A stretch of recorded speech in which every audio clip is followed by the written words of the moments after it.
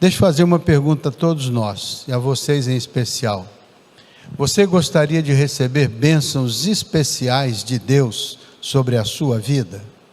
Gostaria de receber, de modo muito especial, bênçãos especiais de Deus sobre a sua vida? Acho que todos nós responderemos sim.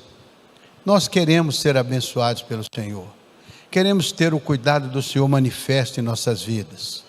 Queremos experimentar vitórias em áreas especiais das nossas vidas. Então Deus chamou um profeta, um homem, para explicar ao seu povo como que o seu povo deveria entender o caminho para receber as bênçãos e os cuidados especiais de Deus.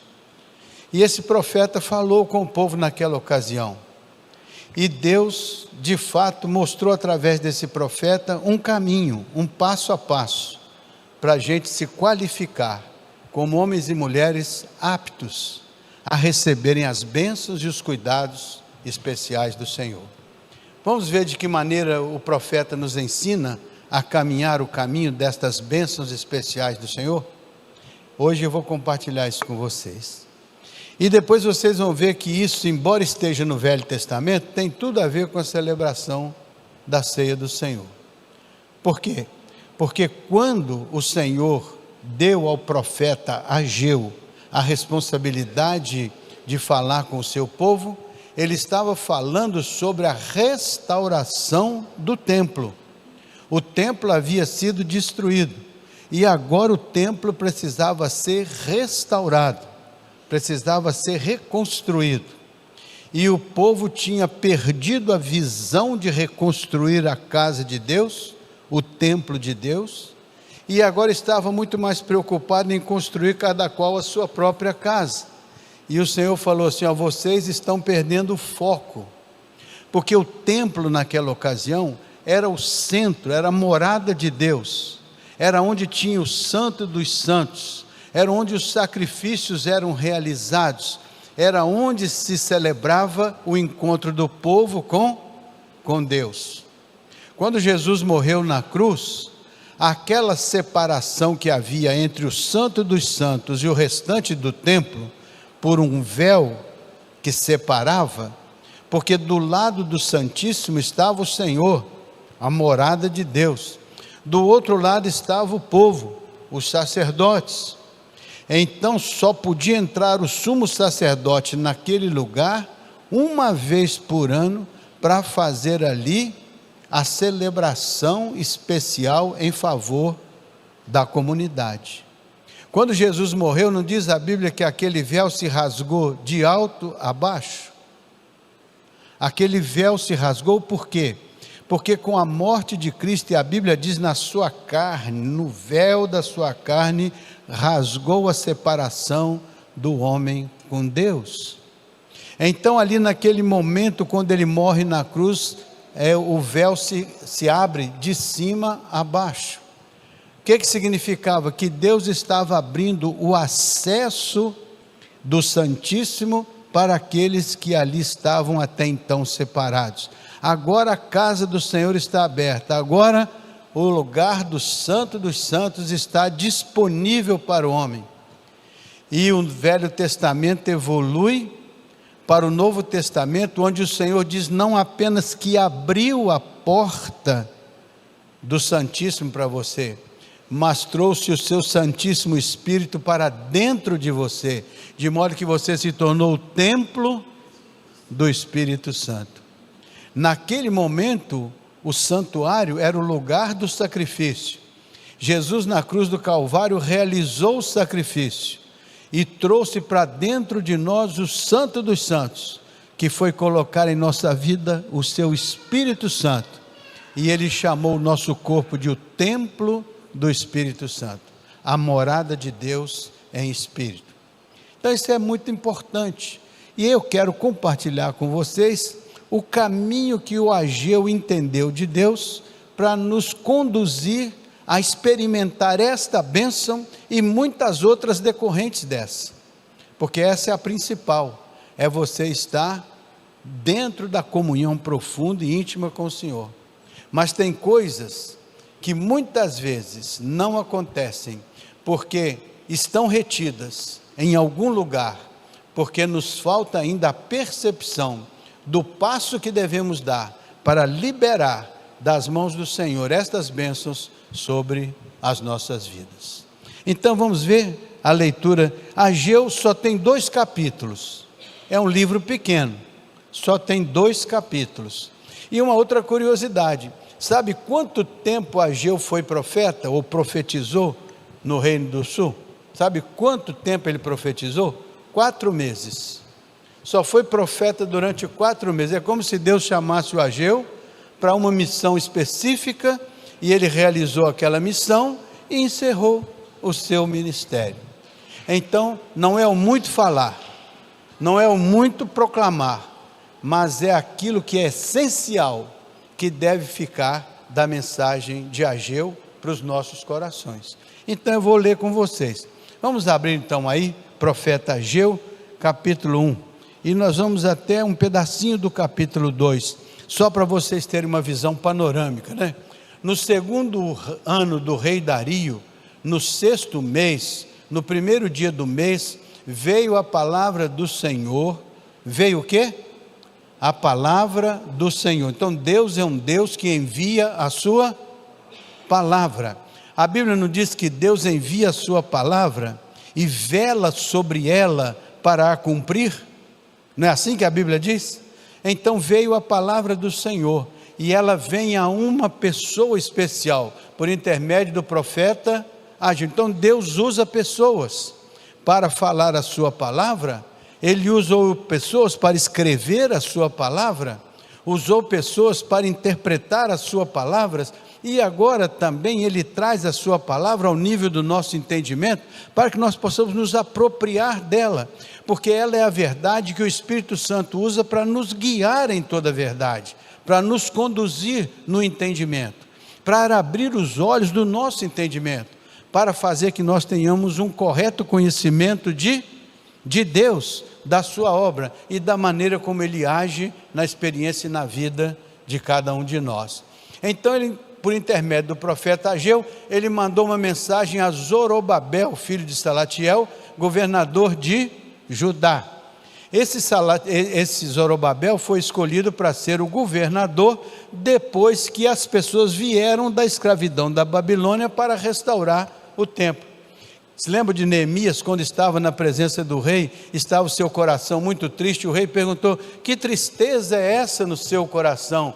Ele diz assim: meu coração está triste porque o meu povo está sofrendo lá em Jerusalém, e eu sinto aqui a dor do meu povo. Então o rei se comoveu, e deu a ele então a liberdade de ir lá, para reconstruir os muros de Jerusalém, reconstruir o templo, reconstruir o que precisava ser reconstruído.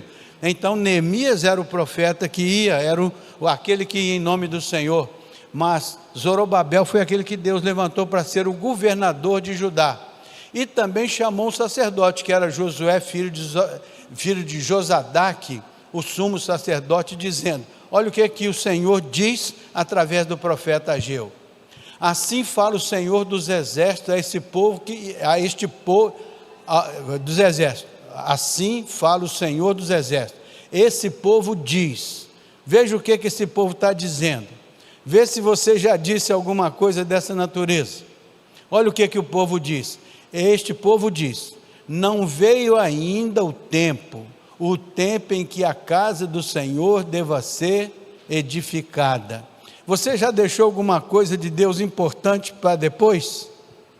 Você já deixou de fazer alguma coisa que você sabe que Deus quer que você faça, mas você vai adiando? Já aconteceu? Eu arrisco dizer que todos nós, em algum momento, já adiamos alguma coisa que nós sabemos ser o propósito e a vontade de Deus, mas a gente acaba deixando para depois. Ou às vezes algo especial de Deus a gente substitui por outra coisa que não é especial aos olhos de Deus. É quando nós pecamos em relação ao propósito de Deus. Deixamos o propósito de Deus de lado porque temos outros interesses e outras expectativas.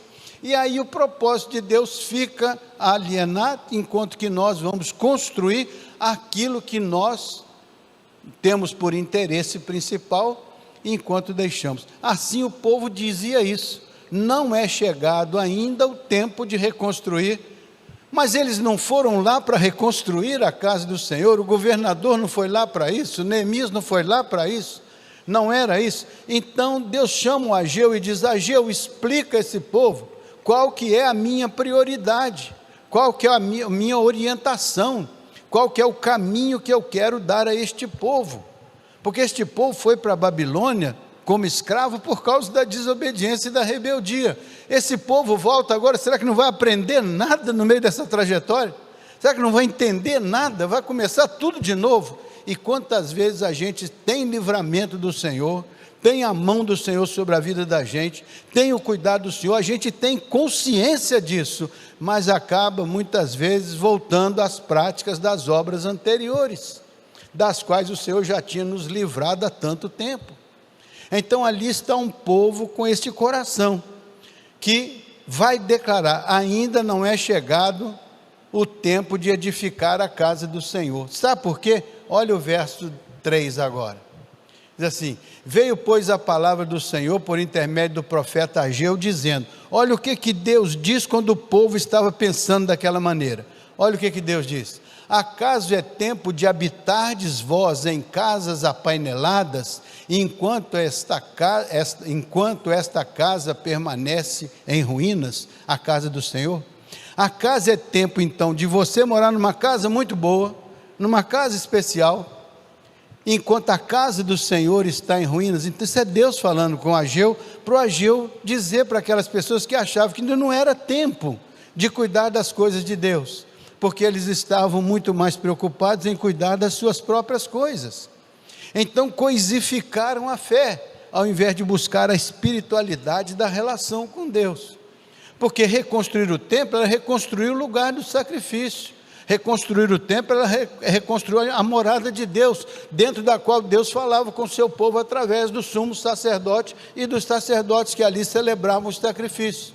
Mas o povo preferiu deixar aquilo de lado para depois, e foi cuidar cada um do seu interesse pessoal. Então era uma ação egoísta, ao invés de ser uma união de todos para celebrar e restaurar a presença do Senhor no meio da comunidade, que era a restauração do templo, que era importante para eles naquela ocasião, porque Deus se manifestava no templo, e é ali que estava a arca da aliança. A aliança de Deus estava no Santo dos Santos, e era ali que Deus então entendia ser a sua morada, e era ali que ele recebia, através do sumo sacerdote, aquele momento do povo e de Deus com o povo. Por isso que Jesus é chamado nosso sumo sacerdote, porque ele é que entrou no Santo dos Santos, fazendo lá o sacrifício, ele mesmo deu-se como cordeiro, para que o seu sangue ali derramado pudesse nos purificar de todo o pecado. Vocês entenderam isso? Então neste momento o templo lá era muito importante, porque significava isso que Jesus veio fazer, e significa. Quantas vezes hoje também podemos deixar o Senhor, podemos violar o templo da sua habitação, podemos deixar as coisas do Senhor para um plano secundário e entronizar as coisas do nosso interesse imediato, que muitas vezes não tem nada a ver com a liderança do Espírito Santo nas nossas vidas. Por isso que a Bíblia diz: buscai primeiro o reino de Deus e a sua justiça, e todas as demais coisas serão. Então nós queremos gastar o nosso tempo com todas as demais coisas, e às vezes deixamos o reino de Deus, que é a sabedoria, a autoridade, né? A soberania, o poder, a glória, estas coisas que Deus quer que venham até nós, não para nos subjugar, mas para abrir os olhos do nosso entendimento e perceber aquilo que Deus tem para nós, que nenhum olho viu, nem nenhum ouvido ouviu. porque está muito acima e além da nossa capacidade natural de entender. Por isso que Deus precisa nos revelar, para que nós possamos perceber a grandeza do Senhor na sua santidade, experimentar Deus. Por isso que Jesus diz assim: quem crê em mim, conforme diz a Escritura, rios de águas vivas fluirão do seu interior. Coisa que vai nascer de dentro para fora, produzida pelo Senhor, pelo nosso conhecimento de Deus, pelo nosso entendimento da obra de Jesus. Quando a gente compreende isso, a gente vai entender que a nossa fé não é algo abstrato, a nossa fé é embasada num evento histórico, e isto que nós acreditamos, como diz a Escritura, vai ser usado por Deus para fazer fluir dentro de nós o rio das águas vivas. Jesus, ele na verdade realizou por nós, na cruz do Calvário, algo tão extraordinário, tão especial, que ele reuniu todas as mazelas e dificuldades de cada um de nós, e levou sobre si as nossas dores.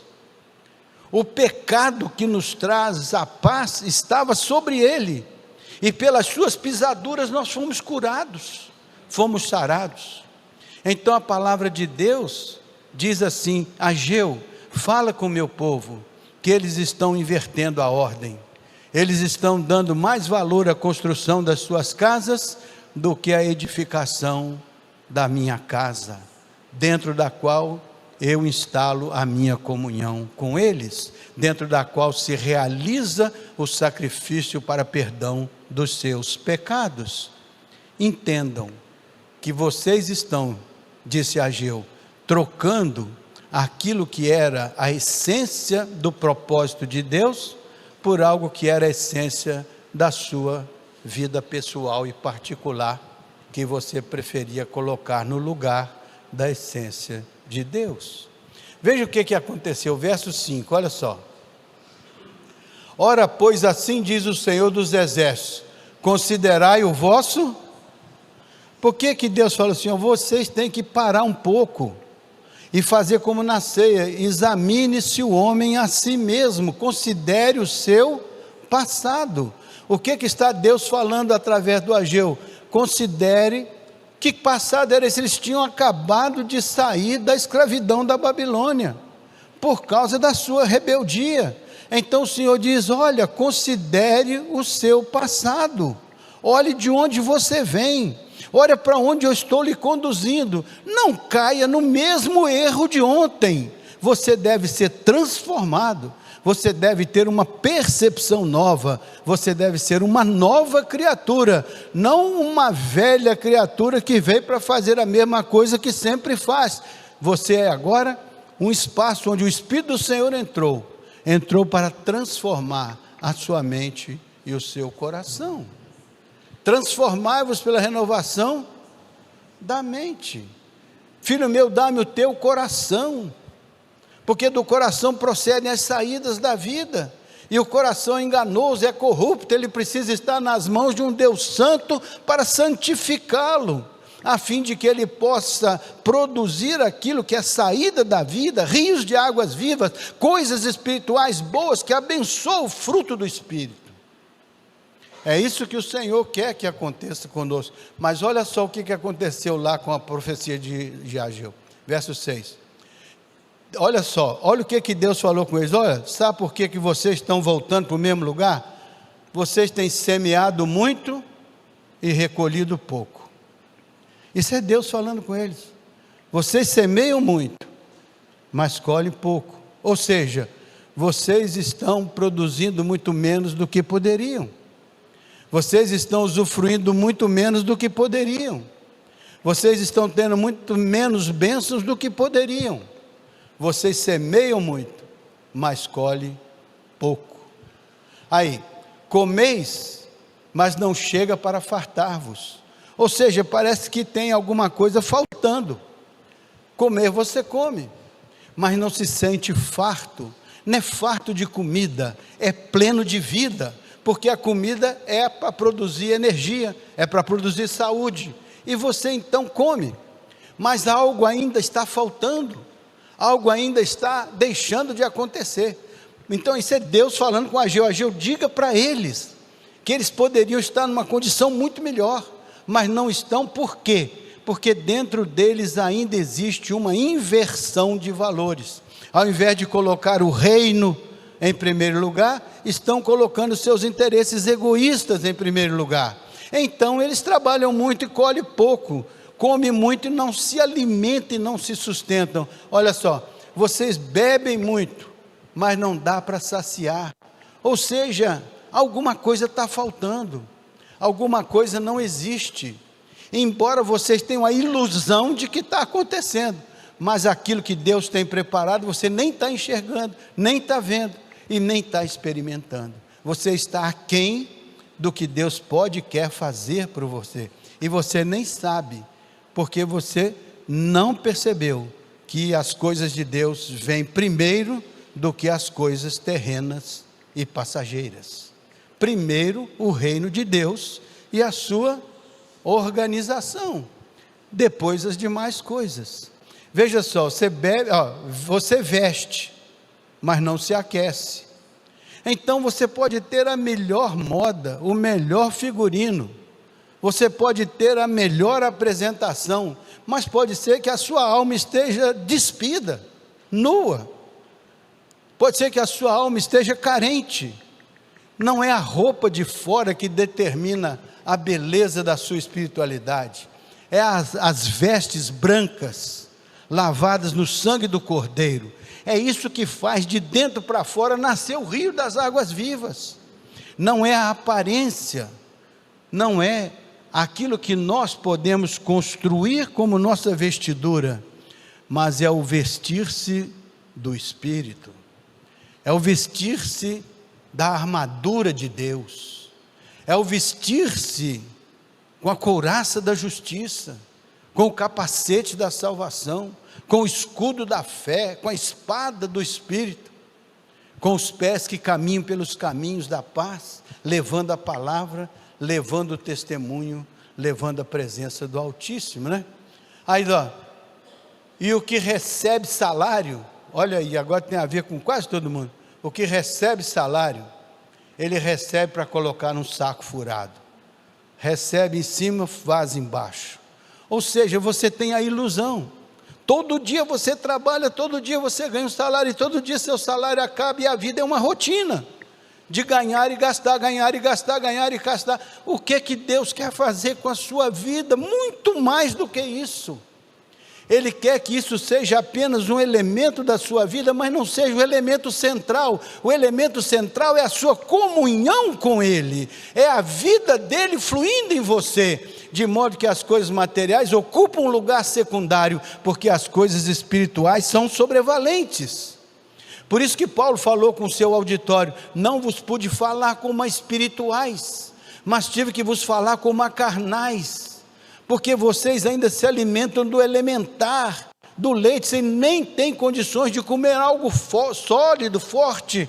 Então o que o Espírito quer te dar é um alimento sólido, um alimento forte, para que você se sinta alimentado, para que você se sinta estável na sua vida pessoal, na sua vida emocional, na sua vida espiritual. O projeto de Deus é te dar sustentação em meio a todas as adversidades. Por isso que no Salmo 23 diz: Ele prepara uma mesa perante mim, na presença dos meus adversários e das minhas adversidades. É a mesa do Senhor que nos sustenta na adversidade, é a mesa do Senhor que nos sustenta frente às nossas dificuldades, frente aos nossos inimigos. É a mesa do Senhor, é o pão vivo que desce do céu, que efetivamente mata a fome espiritual. É a água viva a qual a corça anseia por ter. É esta água viva, é este pasto verdejante, que é a condução do Senhor na vida que se submete a Ele, na vida que o reconhece como pastor e se entrega ao seu cuidado. Olha só, então recebe salário num saco furado. Quem sabe você tem todo dia precisando de um salário maior, porque o furo do saco está cada vez maior. Então você ganha mais, mas parece que não é suficiente para você. Por quê? Porque algo deve estar errado, algo deve estar faltando, algo que Deus quer revelar ao seu coração nesta noite.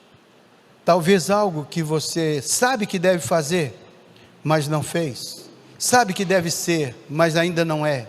Então você tem um momento hoje de ver na palavra de Ageu uma oportunidade de revisar todas estas coisas, para pensar: eu estou 100% alinhado com Deus, por isso que Ele é o meu pastor e nada me faltará.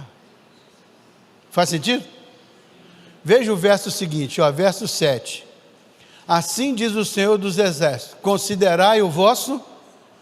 Ele lá atrás ele falou, considere o passado, mandou considerar de novo. Ou seja, não se iluda com o seu presente, olhe para a sua história e veja o que aconteceu na sua história, onde foi a presença de Deus, o que Deus fez, o que Deus realizou, para você não se esquecer de que Deus tem abençoado a sua vida. Mas eu nunca vi Deus na minha vida. Então olhe para o passado e veja que você é fraco da presença de Deus. Olhe para a sua vida e veja que falta algo, porque o Senhor tem o propósito de edificar as nossas vidas. Ele não quer que ninguém se perca. Ele veio para buscar e salvar o que se havia perdido. Então, se algo se perdeu no seu passado, se algo se perdeu na sua história, se algo se perdeu na sua experiência, hoje é dia de resgate, porque Jesus veio buscar e resgatar o que se havia perdido. Hoje é dia de restauração, hoje é dia de libertação, hoje é dia de transformação, porque o Senhor veio para dar ao homem uma vida vitoriosa.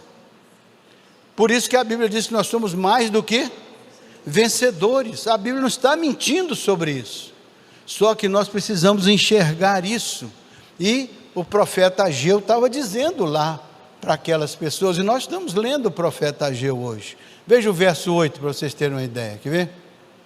Diz assim: subi ao monte, trazei madeira e edificai a casa, dela me agradarei e serei glorificado, diz o Senhor. O que o Senhor falou com eles?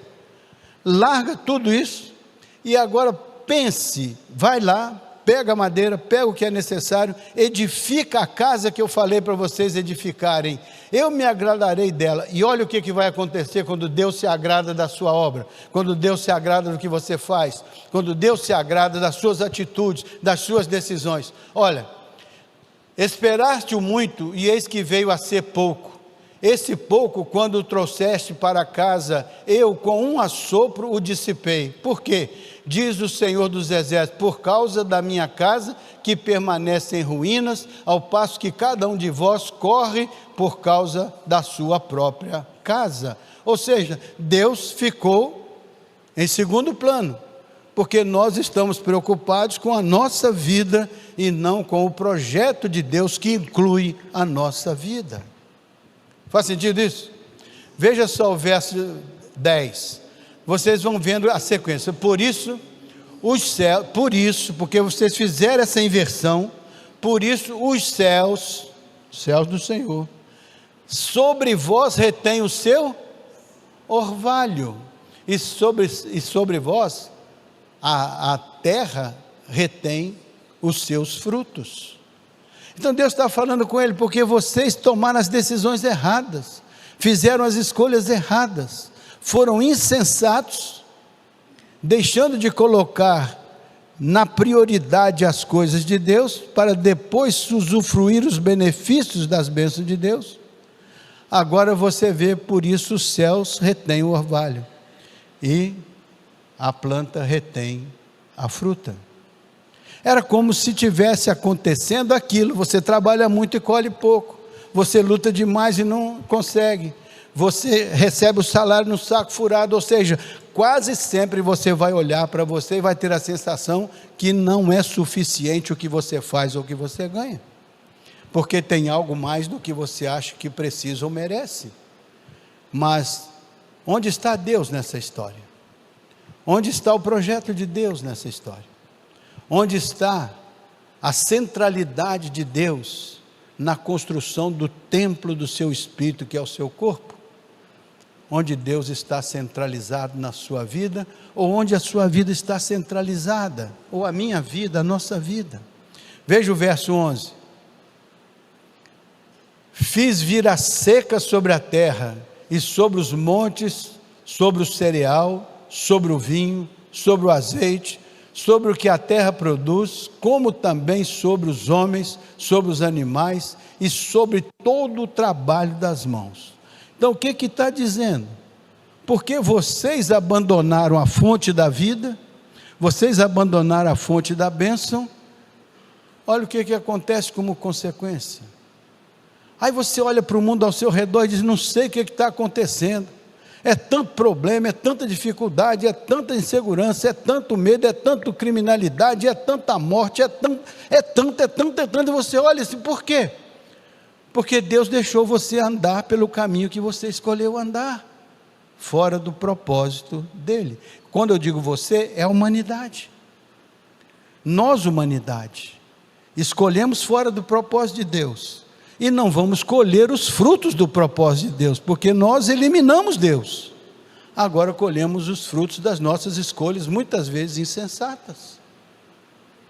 E isso que faz a gente sofrer, e muitas vezes acha que o nosso sofrimento é por causa do outro. Nosso sofrimento é por causa da nossa relação com Deus, que foi desprezada. E aí nós não temos mais a quem recorrer, porque o Senhor, no seu alto e sublime trono, olha para nós e pensa que nós não estamos interessados em buscar o reino em primeiro lugar e a sua justiça, para que todas as demais coisas se encaixem. Preferimos viver na dificuldade, na luta, nos problemas, na escassez, porque do Senhor é a terra, a sua plenitude, o mundo e aqueles que nele habitam, mas ele não obriga você a colocá-lo na perspectiva da sua fé. Essa é uma escolha que você tem que fazer, para que você possa entendê-lo como aquele que é o provedor da sua vida. Então veja só o que acontece mais adiante, olha. Então Zorobabel, filho de Salatiel, e Josué, filho de Josadaque, o sumo sacerdote, e todo o resto do povo atenderam a voz do Senhor seu Deus. A voz era de quem? Do Ageu. Mas o Ageu falava em nome de quem? Do Senhor. Então todos entenderam a voz do Senhor seu Deus e as palavras do profeta Ageu. Primeiro, entenderam a voz de... Então as palavras proféticas de Deus precisam ser entendidas, precisam ser assimiladas, precisam ser percebidas, porque se a gente não entende a palavra, não entende a revelação de Deus, a gente corre o risco de andar por conta e risco da sua própria individualidade, ou do seu próprio egoísmo. Você precisa entender o que Deus quer que você entenda, para colocar-se na posição daquele que está debaixo da potente mão do Senhor. Então, seu Deus, e as palavras do profeta Ageu, as quais o Senhor, seu Deus, o tinha mandado dizer, e o povo o que fez? Temeu diante do Senhor. Então a palavra do Senhor tem que produzir o que na gente? Uma sensação de temor. O temor do Senhor é o princípio da sabedoria, diz na Bíblia.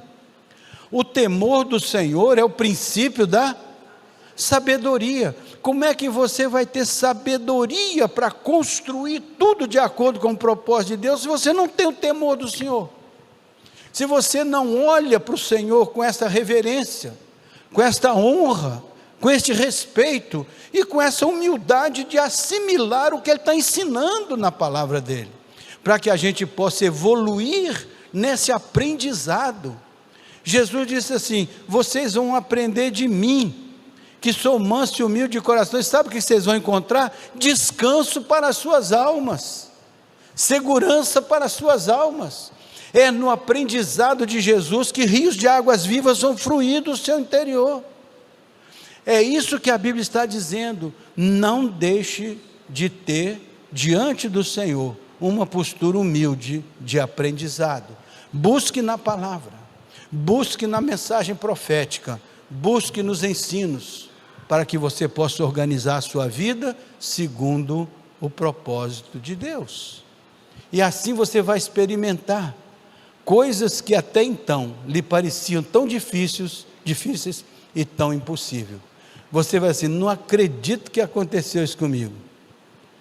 Nunca imaginei que isso pudesse acontecer comigo. Aí você fica pensando que é uma sorte danada. Não, é porque você começou a construir dentro do propósito dos princípios de Deus. E a bênção de Deus vai se manifestando, vai te mostrando que você está no caminho certo. Por isso que você segue o bom pastor, e ele te leva até nos caminhos da morte, ele te dá segurança, e ainda garante que você ficará na casa do Pai com ele por toda a eternidade. Veja o verso 13, para a gente caminhar um pouco mais. Então Ageu, o enviado do Senhor, falou ao povo, segundo a mensagem do Senhor, dizendo: eu sou convosco, diz o Senhor. Então aí está, olha só, a atitude de Deus com aquele povo que estava outra vez na rebeldia, no desinteresse, na apatia, preocupado só com a sua vida. Ao Senhor disse: eu sou convosco. Deus não nos abandona, mesmo nas horas difíceis da nossa rebeldia, da nossa dificuldade. Deus está batendo na porta, porque Deus sabe o estrago que é uma vida sem os princípios dEle, uma vida sem a direção dEle, uma vida sem o suporte do Espírito Santo. Deus sabe a tragédia que é. Então ele diz assim: eu criei vocês, não foi para uma tragédia, eu criei vocês para uma vitória, para uma celebração abençoada. Verso 14, veja lá, olha só. O Senhor despertou o espírito de Zorobabel, filho de Salatiel.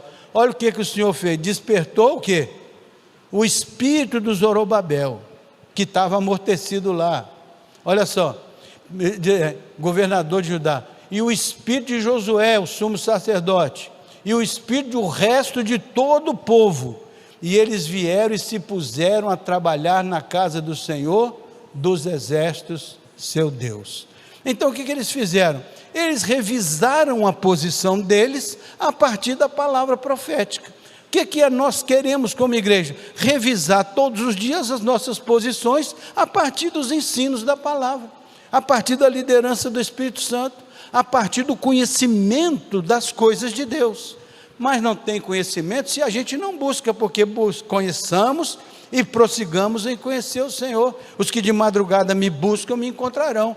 Então é preciso esse interesse de nós nos encontrarmos com a revelação do Senhor, com a manifestação do Espírito do Senhor, e vidas abertas à liderança do Espírito, que templo do Espírito não é nosso corpo, mas o Espírito tem que ter a liberdade de nos conduzir, de nos convencer, né? De nos confortar, de nos liderar. Veja o verso 15, para caminhar mais um pouquinho. Ao 24º dia do 6º mês, veja o seguinte, verso 16, pode ir passando mais rapidamente. No segundo ano, está no primeiro mês, próximo. Agora olha só, olha o que Deus mandou o Ageu falar. Fala agora, Zorobabel, e filho do Salatiel, governador de Judá, a Josué, ao resto do povo, dizendo, o que Deus mandou fazer? Olha só, quem dentre vós que tenha sobrevivido, contemplou esta casa na sua primeira glória? O que tinha lá antes? O templo. Quem de vocês contemplou aquele templo antigo com a sua glória? Olha, quem de vocês contemplou? E como a vedes agora? Não é ela como nada aos vossos olhos? Não está tudo destruído? Então ele fala assim, olhe para o seu passado, olha lá o que se quebrou no seu passado, o que se rompeu, o que foi ruim, o que deu ruim no seu passado, o que está dando ruim agora. Olha o verso seguinte agora, 2:4. Ora, pois, sê forte, Zorobabel, diz o Senhor, e sê forte, Josué, filho do sacerdote, e tu, todo o povo da terra, sê forte, diz o Senhor, e trabalhai, porque eu sou convosco, diz o Senhor dos... Então aquele povo que estava agora naquela situação, agora volta para uma chamada de revisão e uma submissão. Veja o verso 5, o que diz? Segundo a palavra da aliança que fiz convosco, quando saíste do Egito, o meu Espírito habita no meio de vós, não temais. O meu Espírito habita no meio do meu povo, meu Espírito habita no meio da minha igreja, meu Espírito habita no meio das famílias, meu Espírito habita no seu corpo, que é o templo, morada de Deus em Espírito. Jesus disse: eu e meu Pai viremos para vós e faremos em vós morada. Então não tema, não tenha medo, não tenha insegurança, entenda que o Senhor é com você, e Ele tem para você uma promessa de vitória sobre as coisas que eventualmente estão incompletas. Se as coisas não estão alcançando a plenitude, falta talvez o mais importante, a plenitude do Espírito, porque quando o Espírito enche todas as coisas, as demais coisas faltosas cedem lugar à provisão do Senhor, meu pastor, e nada me faltará. Veja o verso 6. Olha só: pois assim diz o Senhor dos Exércitos, ainda uma vez, dentro em pouco, farei abalar o céu, a terra e o mar e a terra seca. Olha, Deus falou: eu vou fazer uma revolução, farei abalar todas as nações e as coisas preciosas de todas as nações virão, e encherei de glória esta casa, diz o Senhor. Vocês estão construindo uma casa, a glória desta casa que vocês estão construindo será muito maior da glória da casa anterior. Ou seja, Deus está falando: a sua vida de hoje vai ser melhor do que a sua vida de ontem. As pessoas vão ver a glória de Deus na sua vida mais do que viram no passado. Significa que nós temos um constante desenvolvimento. Conheçamos e prossigamos em conhecer ao Senhor. Veja o verso 8, para a gente avançar aqui. Vai até o verso 9. Verso 8: minha é a prata e meu é o ouro, diz o Senhor dos Exércitos. Veja o 9: a glória desta última casa será maior do que a da primeira, diz o Senhor dos Exércitos, e neste lugar darei a paz, diz o Senhor dos Exércitos. O que é mais importante na vida de uma pessoa? A paz de Deus, que excede todo entendimento, aquilo que te dá o sono, aquilo que te dá a tranquilidade, aquilo que te dá a segurança. E você vai dizer: mas eu não tenho dinheiro, eu estou passando a dificuldade. Do Senhor é o ouro e a prata, do Senhor é a terra, a sua plenitude, o mundo. Então tudo está nas mãos do Senhor. Você só precisa achar o caminho de tocar as mãos do Senhor, porque das mãos do Senhor procedem bênçãos, das quais a paz é a melhor de todas. Porque você só vai ter paz se tudo der certo na sua vida, senão você vai ficar ansioso, angustiado.